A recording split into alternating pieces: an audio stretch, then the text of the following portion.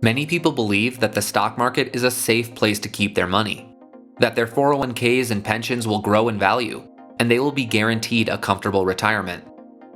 But there is no such guarantee, especially when the market is full of illegal activity. Throughout history, confidence in the market has waxed and waned. Confidence in the 50s and 60s was considerably low. Investors feared the market and thought of it as a way to gamble away your savings. Confidence today seems to be at an all-time high, with a record-breaking number of retail investors entering the market in 2020. But there are very real reasons to be concerned with the current state of the market, and these indicators are nothing new. People have been blowing the whistle on an extremely predatory practice, a loophole in the stock market, for the greater part of 30 years. The practice is called naked short selling, and it's essentially a way to commit securities fraud. It's a tactic that has been used by major hedge funds for years, despite attempts at curbing the practice by the government. The effect that naked short selling has had on the market is truly remarkable. Thousands of companies have fallen victim to the crime, and hundreds have gone out of business entirely. Many of these companies are small businesses with truly innovative products that have never been fully brought to market because of this predatory market manipulation. The effect on investors is that hedge funds have effectively robbed retail investors through various methods of manipulation, including disinformation, pump and dump schemes, and flooding the market with counterfeit shares. The practice is alive and well today, and some believe it's the reason we've seen major short squeezes like what happened with GameStop and AMC. The SEC wants you to believe that the problem is no longer a problem, and that's why we are currently witnessing the Wall Street Conspiracy 2.0.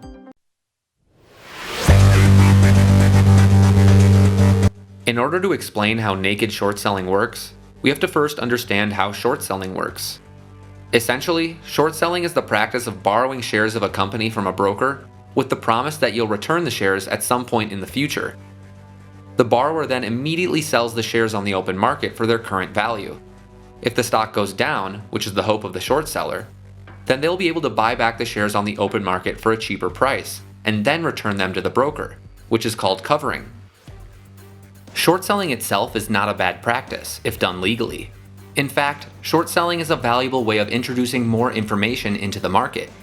Ethical short sellers are usually incredibly diligent in their research of a company, and have legitimate reasons why they believe that the stock is overvalued.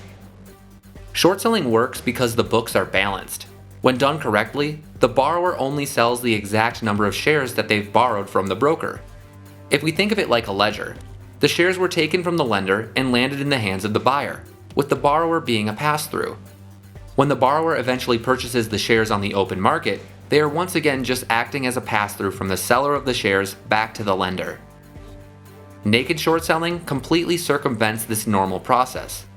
The problem that short sellers face is that at times there are not enough brokers willing to loan them shares to short.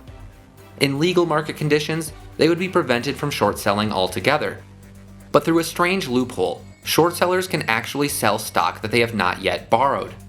They are required to secure a lender within 3 days, but there's very little enforcement of this rule. What happens when the short sellers can't find a lender? The sale of the security is classified as a failure to deliver. What results is that the buyer receives phantom shares, shares that don't actually exist. Now, you might be thinking, okay, there's got to be some sort of consequence for failing to deliver a stock, right? Somebody is going to jail for committing securities fraud. And you'd be wrong. The reason why is because the clearinghouses for stock argue that there are legitimate reasons for failing to deliver, such as administrative or clerical errors. Now, if a company repeatedly fails to deliver, supposedly their credit score gets downgraded, but some are skeptical that it really occurs. You might also expect that the company that failed to deliver would have to return the buyer's money to them. That also doesn't actually happen. Let's talk a little bit about the process of failing to deliver. There's a company called the Depository Trust and Clearing Corporation, or the DTCC for short. They are responsible for electronically delivering stock to every single person or company that trades on the stock market. A lot of responsibility, right? Well, when a stock is shorted, they essentially accept an IOU from the seller and give an IOU to the buyer. The buyer pays the DTCC, and the DTCC holds the money until the stock is received from the seller. In a normal short sale, the seller will eventually deliver the stock to the DTCC. The DTCC will give the money from the buyer to the seller, and then they'll deposit the stock into the buyer's account. The buyer, typically the hedge fund purchasing shares on their client's behalf, knows that they're receiving an IOU, but their clients don't have any idea that they didn't possess actual shares during this time. To them, their account looked perfect because they can't differentiate between the actual shares and the IOUs that were given to them.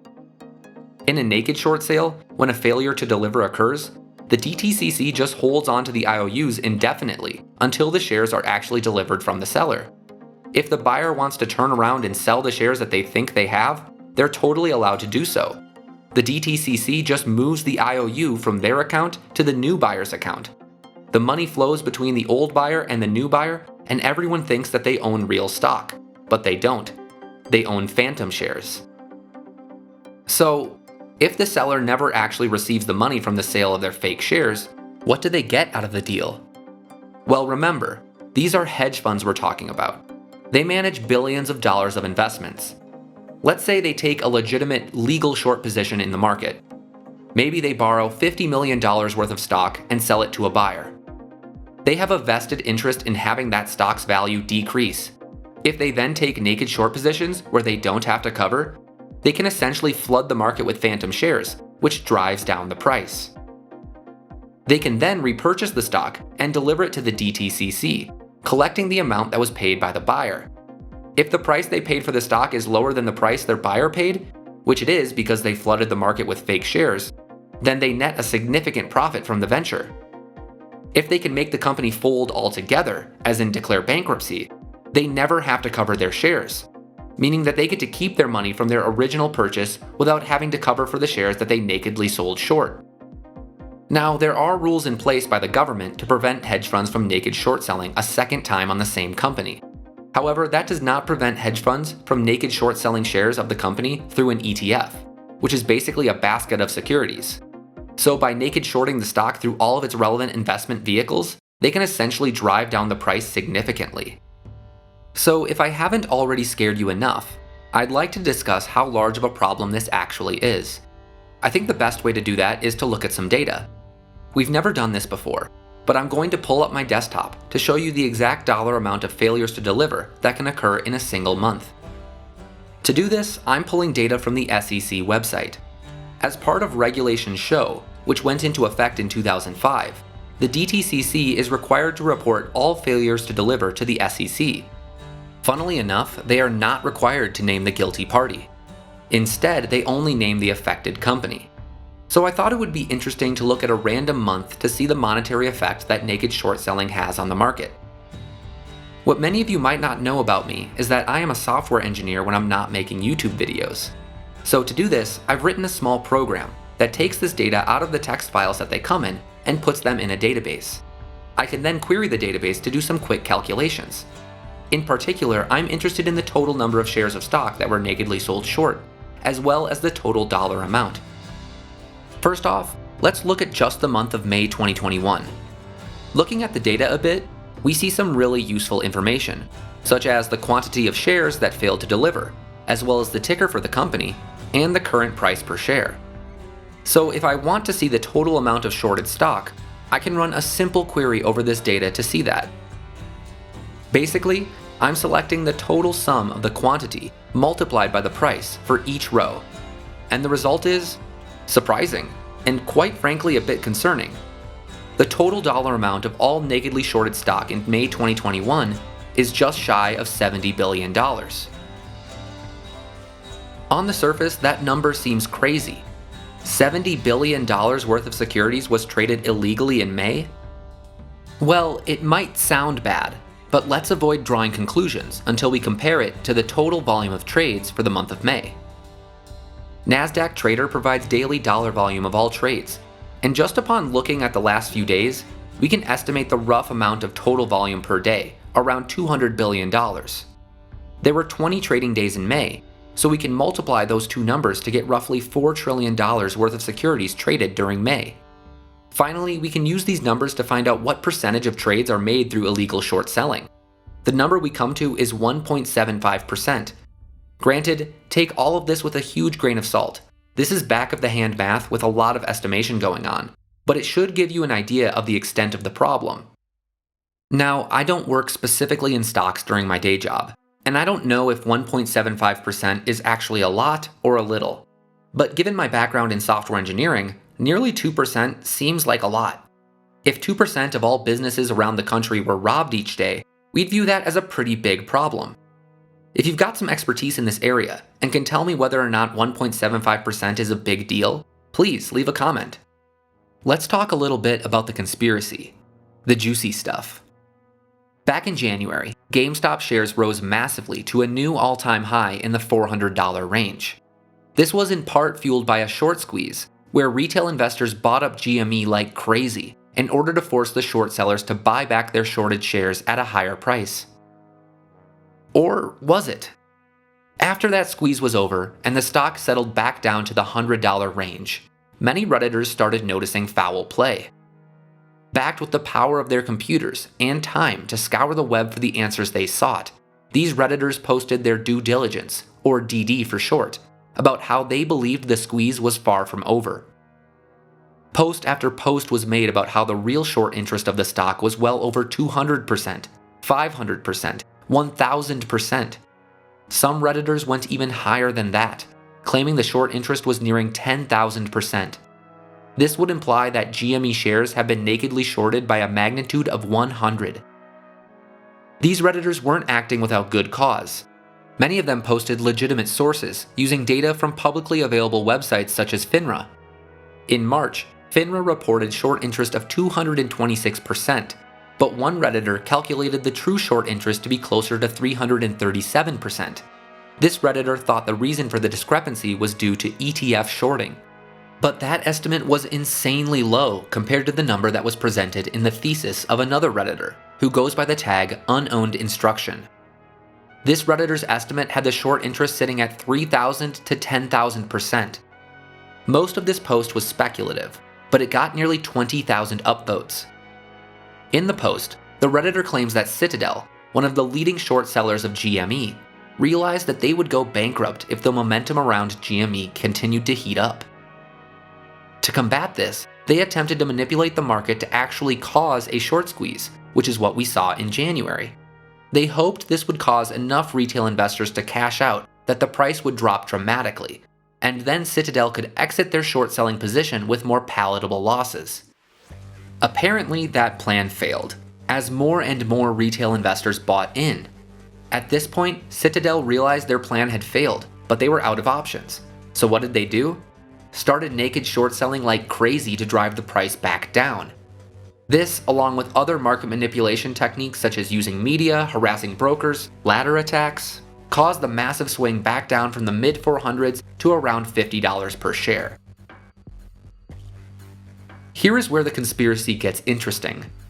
According to this Redditor's research, they estimate the financial impact of the GME squeeze to be upwards of $100 trillion.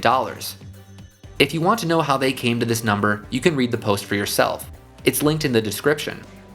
Anyway, Citadel isn't worth anywhere even close to this number, so who would have to cover the losses if the market were to crash due to GME? The DTCC would, as they are acting as the escrow bank for the entire market. The DTCC has a $70 trillion insurance plan for such occasions. But what happens when that doesn't cover the potential losses? We're talking about a total market meltdown, and the US government has to cover the rest. Having to bail out the DTCC would cause the US to have to print roughly $30 trillion, which would more than double the national debt. It's this Redditor's theory that the DTCC has been aiding and abetting the naked short sellers throughout the last year. Once they realize their potential losses, they've been engaging in all sorts of illegal activity in order to drive the price of GME back down, so that Citadel and other hedge funds' losses would not be so large that they would cause a market crash. So now that we understand the conspiracy, what do you think? Is the DTCC engaging in illegal activity? How big of a problem is naked short selling? Let us know in the comments. Before we close out this video, I want to revisit our exercise of analyzing the failure to deliver data. Now, many people who believe the conspiracy will say that the failure to deliver data only tells a part of the story, that there are many additional dark pools that have circulating GME stock. but I'm going to operate as if the failure to deliver data is accurate, because that's all we really have to go off of. The rest is just speculation. For this, I'm going to look at share volume instead of dollar amount. The use of dollars previously was just to give you a rough idea of the total cost of the illegal activity. First off, let's just look at GME and avoid all the ETFs. We can run this query against our failure to deliver data and find that the total number of GME shares that were nakedly shorted during the first 6 months of the year was 18,825,104. This number is a little meaningless on its own, so let's compare it against the total volume of GME shares that were traded during the same time period. For that, we get 3,263,539,617. So obviously, if we take the percentage, we can see that the nakedly shorted shares only account for about 0.5% of the total sold shares. But once again, this isn't the whole story. We also need to look at the shares of the ETFs that track GME. So let's go ahead and do that. We can run this query against the failure to deliver data to find that the total number of shares that were nakedly shorted against GME, as well as all the ETFs that track GME, is 49,578,088 shares. And now we can look at the volume data for the same time period and the same symbols, and we can find that the total volume was 3,971,594,084 shares. So if we find the percentage again, we will see that the total percentage of nakedly shorted shares is roughly 1.25%, a little bit worse than when we looked at GME alone. Ultimately, I'm going to leave you to draw your own conclusions from this data analysis. In the description, I've put a link to the GitHub where you can download the code and run it for yourself. You can also do any other comparisons using raw SQL statements. I'd love for others watching to take a stab at this. Let me know where we got it wrong, and let's facilitate a discussion around this. After doing some data analysis myself, I find the conspiracy to be a bit overblown.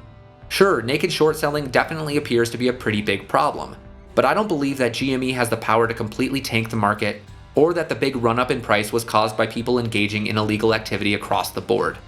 There is some evidence to support that there was market manipulation, but I don't believe naked short selling to be the smoking gun that many Redditors are making it out to be. Remember, anytime you read or watch something on the internet, including this video, remember that it is just one person's opinion, and they may have their own biases or sinister motives.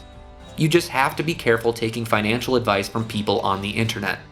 In the end, I hope the government closes the naked short selling loophole, as I think it will make what happens in the stock market significantly more clear.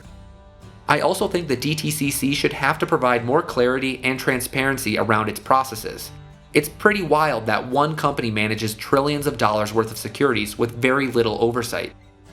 We need to be able to audit them and keep them honest.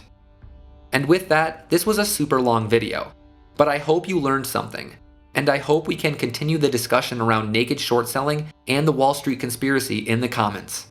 Thanks for watching, and make sure to smash that like and subscribe button.